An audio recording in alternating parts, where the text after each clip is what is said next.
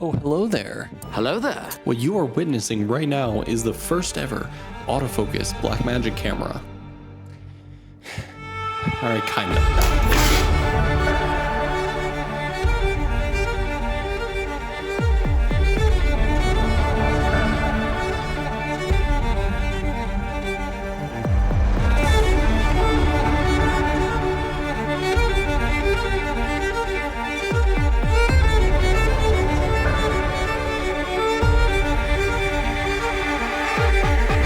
Want to showcase in this video is that for the past 6 months or so that I've been using the new Focus Pro system, that it really fits into such a wide variety of use cases for a wide variety of types of creators and filmmakers. If you're a solo operator or freelancer just trying to up your equipment game, add some autofocus to cameras that don't have it, like, us Blackmagic people, or maybe you want a comparison against other focus systems on the market, such as the Nucleus M, or maybe you want to see how it functions on a high-profile set for Hollywood TV and movie productions, this video's got it all, and it's about 6 months in the making, so don't forget to like and subscribe if you enjoy it. So let's take a closer look at the DJI Focus Pro. So for the remainder of this video, anytime you see this talking headshot, I am going to be in autofocus. So now the LiDAR system is completely handling focus. So let me know in the comments below how you think it's doing. So in the kit that I got, we got 3 focus motors,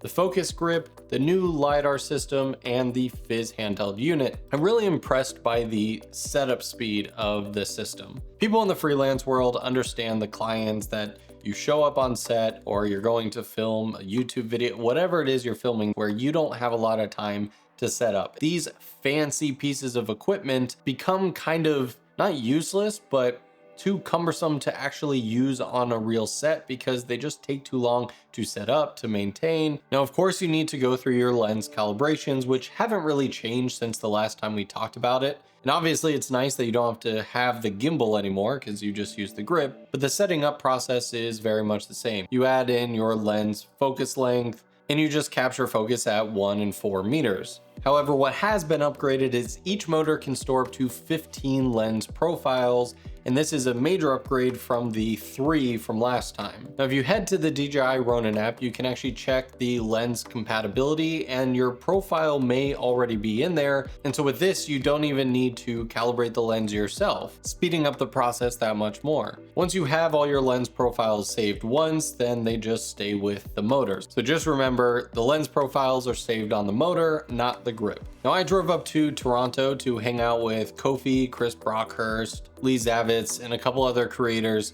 All right, so I'm using the Focus Pro handle with the Sony FX3 with the 𝗬𝗪𝗡 Prime, which is like a pretty common cinema lens for a lot of people, but this is actually a really dope setup. I love the fact that they changed the motors, so they have a 𝗧𝗪 motor. So if you have like the Kata zooms or any of the zoom lenses, zoom cinema lenses, you could have 2 of these on here at the same time, and you can control the focus and you can control the zoom. And I mean, like, if you want to control the iris, you can. I usually don't, but we're getting closer to exactly what you want, and I think this is the closest we're gonna get, and this is the first iteration of it, so I think it's gonna be pretty cool. But we did some really cool tests that I think would really stress test the autofocus, and that is someone dancing very fast, and I like using tighter focal lengths, and so a lot of times I was using my 45mm, and I was genuinely shocked how good the LiDAR system was able to keep up with the moving subject. Honestly, I was surprised how much I enjoyed the ergonomics. Normally, I really just like having a grip on the right-hand side as opposed to the left, but it did feel pretty well balanced. And obviously, having some extra controls like the Bluetooth record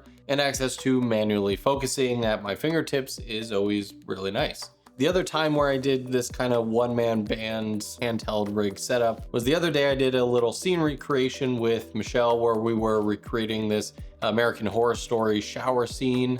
If you want a deeper look into that scene and how I color graded it and all that, I'll have a extra video. It either went up right before this one or will be right after.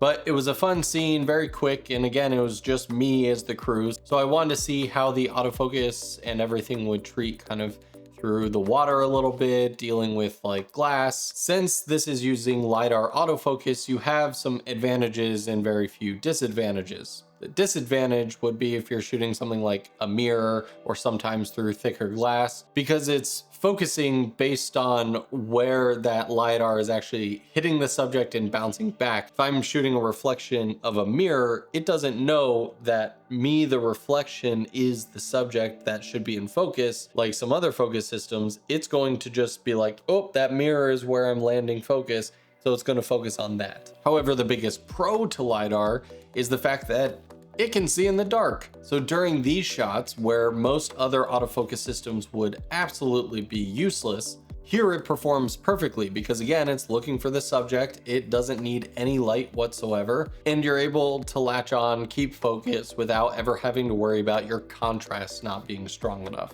So now let's talk about the fizz. Back when I was doing commercial years ago, sometimes I would be a first AC, which is in charge of essentially setting up, rigging cameras, and of course, focus. And honestly, if I can't be a camera operator, I love being first AC because I know how important getting focus is. So even though I primarily have used the Focus N in years past in my freelance days, I touched upon the Nucleus M, which I would say is probably the most direct competitor to this focus system, even though the M is around, I think, 6 or 7 years old at this point. Now, I've had some hands-on experience with the M, but I wanted to talk to somebody who actually owns that kit and get their honest pros and cons of what they enjoyed using it and if they still use it now. My name is Jeff Cloud. I run a production company called Cloud Creative in Lincoln, Nebraska. So hopefully I can give you a couple little bits of my own experience with the Nucleus M system. Let's start off with the pros. If you buy the whole kit, it comes in a nice sturdy Pelican style case. Really well thought out. It has laser cut places for everything inside. It's pretty easy also to set up. As long as you have charged batteries, shouldn't be a problem running it most of the day, or at least a good half day before you swap out. When it works and when it is behaving, it's excellent. But again, there were a lot of downsides. Downsides that you understand what they are and you understand how to fix them aren't really that big of a deal, right? The downsides where a motor just glitches out or moves really far on a small move when it shouldn't for no reason, or a motor that glitches out and the LCD screen doesn't turn on automatically for some reason.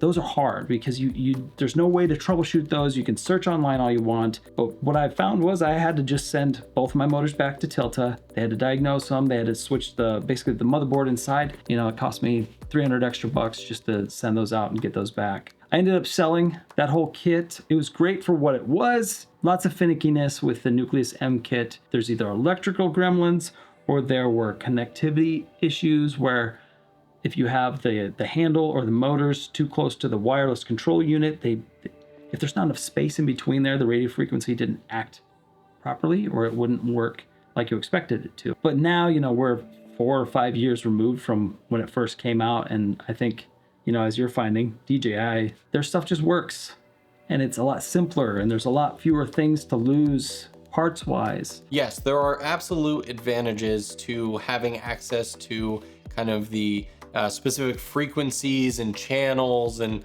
all that stuff that you get in some of those other units. But it also, for me, causes way more time to have to connect everything. I can't tell you how nice it was that when I first unboxed all this, setting it up for the very first time, I essentially plug everything in on the hand unit on the rig. You know, the motors have power and everything. I turn on the fizz unit and all I have to do on this tiny little screen is swipe down from the top.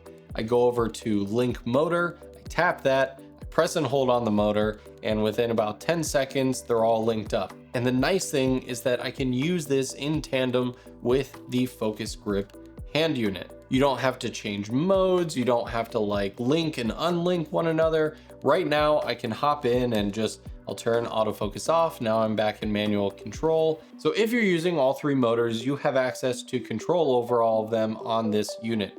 You have the zoom control in the top left, you have your aperture control, and of course you have your focus. Now you have LED lights, which you can turn off if you want on both the aperture control as well as the focus ring. So these rings are detachable just like any Pro Fizz unit should, and it's also locking. You'd kind of be surprised how many of these units don't have a locking ring. I also love that it's got quick access to dampening. So if you press and hold this back trigger right here, and turn this, you will actually feel a difference in the wheel. You can set it down to 1 if you need to change marks very quickly for a move, or if you need to really dial in your fine movements, rack it up to 100 or somewhere in between, and you'll get really nice dampening, more of tension feeling to it, and you'll be able to get really smooth focus. It does have A/B points as well, so if you're trying to just quickly go from point A to point B and back and forth,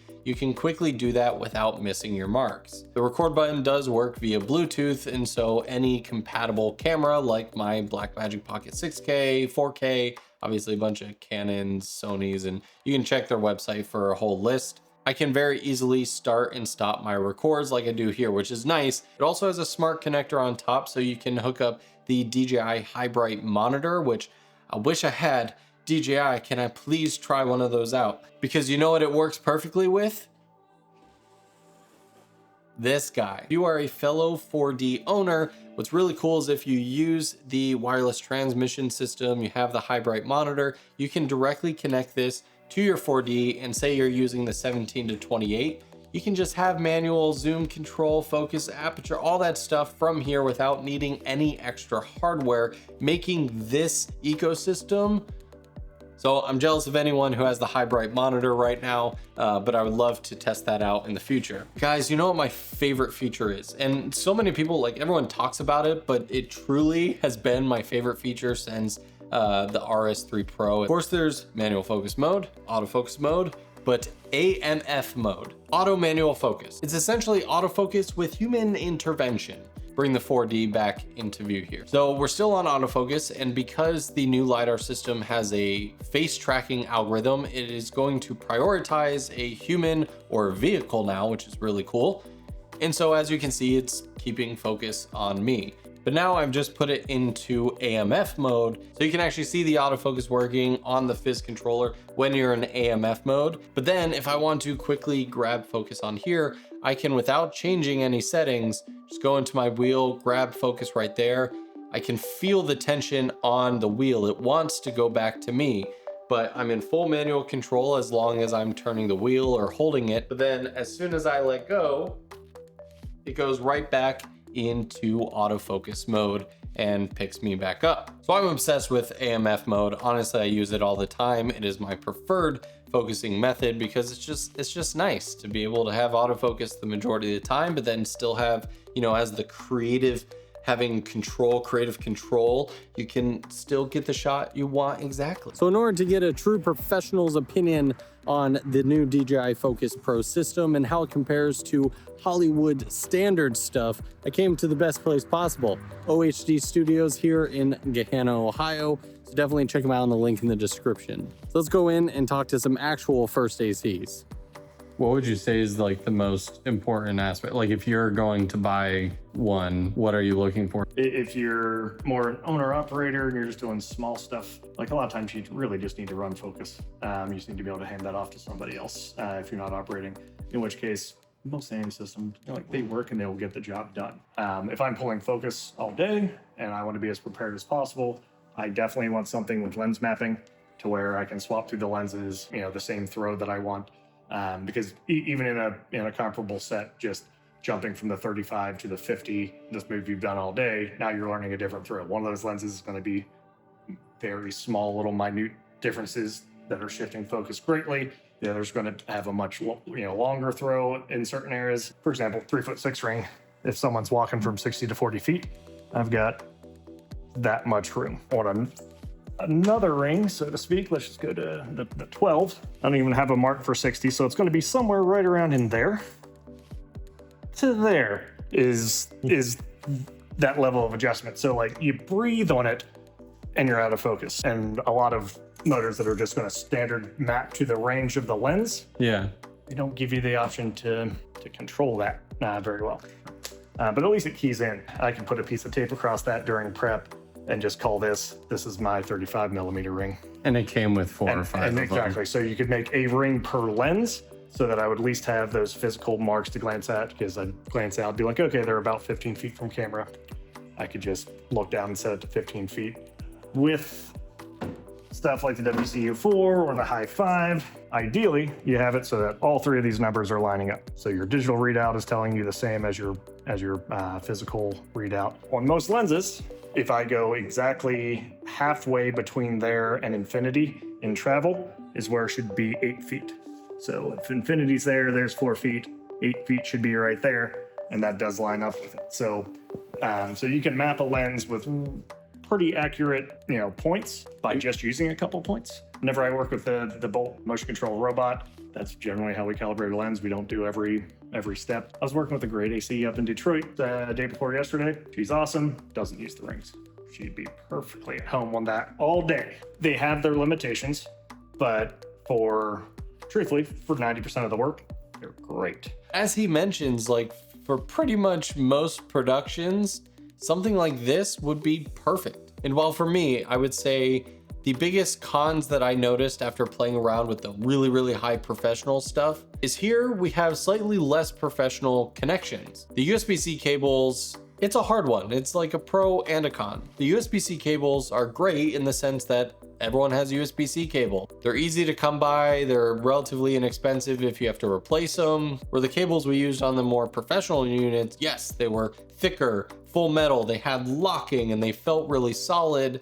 We also spent a good amount of time having to find the cables. They weren't in the case, so they had to go to the back, find them, and oh, this cable doesn't work here because it's for the old unit, so then they changed it to this one, and oh, this is a 4-pin, and this is an 8-pin, and they all kind of specifically work in one spot. And so again, for someone on my level at least, like I will happily take the thing that I can just, Bluetooth to my camera, USB-C cable plugged here and there. And especially with stuff like the 4D where you don't even need any extra equipment beyond this and the monitor on top. In my opinion, units like this and like the focus grip and the LiDAR system bring true professional features down to the prosumer level. It essentially gives you 90% of the features that the crazy Hollywood level stuff has in a package the little size of a briefcase. Let me know what you guys think about the focus grip, the Fizz unit, the LiDAR, and this whole setup, because frankly, I'm impressed